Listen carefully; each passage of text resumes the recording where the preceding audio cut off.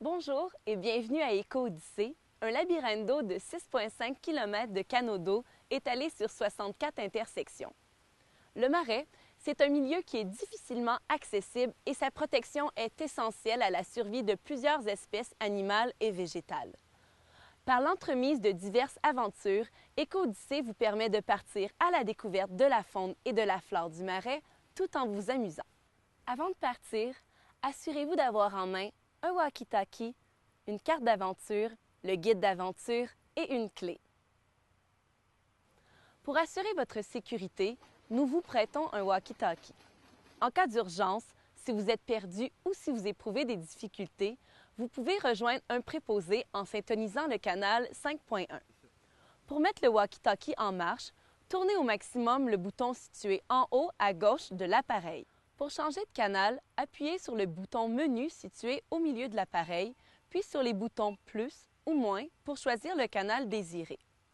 Une fois que le canal désiré s'affiche, attendez 5 secondes jusqu'à la fin du clignotement.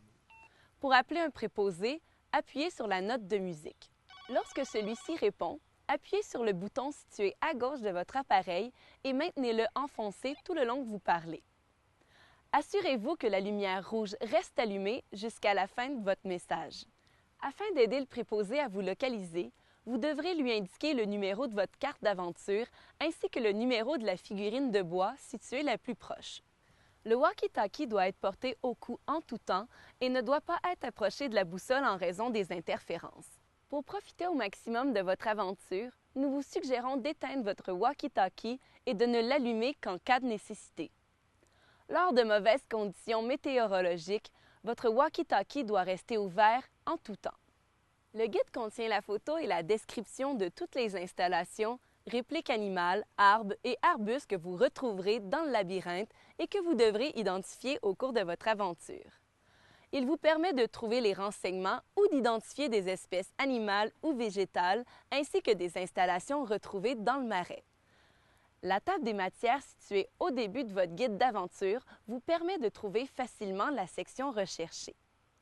Au début de chaque section, un sommaire présente les photos de tous les éléments classés par ordre alphabétique. Un numéro de page vous réfère à l'élément recherché, à ses caractéristiques et à une anecdote à son propos. Les caractéristiques principales de l'élément sont indiquées en gras italique dans la description.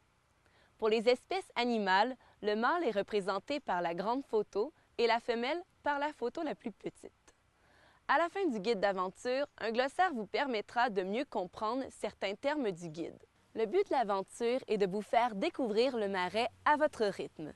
Pour ce faire, vous devrez suivre les figurines de bois qui ont la forme de celles représentées sur votre carte d'aventure et qui, à chaque intersection, vous indiqueront le chemin à suivre. À 6 des intersections, vous pouvez voir les éléments particuliers que vous trouverez à l'endos de votre carte d'aventure. Ces éléments vous permettront d'observer différentes espèces animales, végétales ou des installations du marais. Pour améliorer votre confort, des toilettes ont été installées dans le labyrinthe. Sur votre carte d'aventure, il y a un pictogramme représentant les toilettes. L'aventure en pédalo prend entre 1 heure et 1h30. Vous avez un maximum de 2 heures pour effectuer le trajet.